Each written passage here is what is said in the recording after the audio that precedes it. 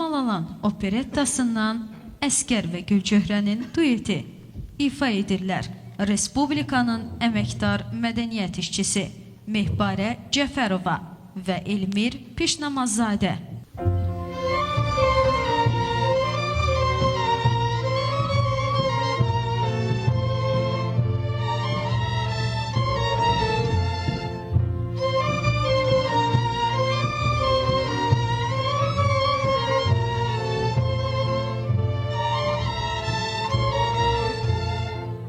Öğrenip ürfen doludum, gören erüşten doludum.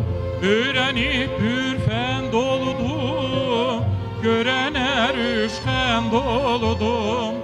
Her bir derde ben doldum, seni gördüm ben doludum. Her bir derde ben doldum, seni gördüm ben doludum. Elə ben doldum, elə ben doldum, elə ben doldum dilbər. Dura bilmem yar sensiz. Elə ben doldum, elə ben doldum, elə ben doldum dilbər. Dura bilmem yar sensiz.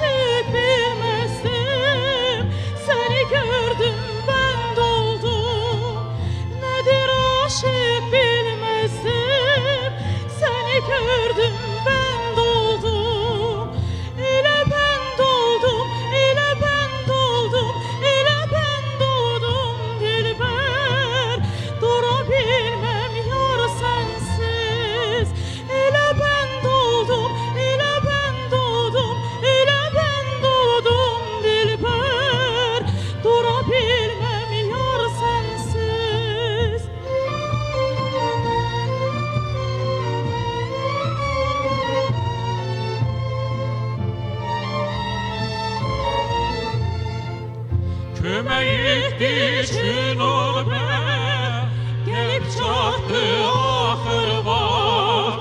Kömək için ol be, gelip çattı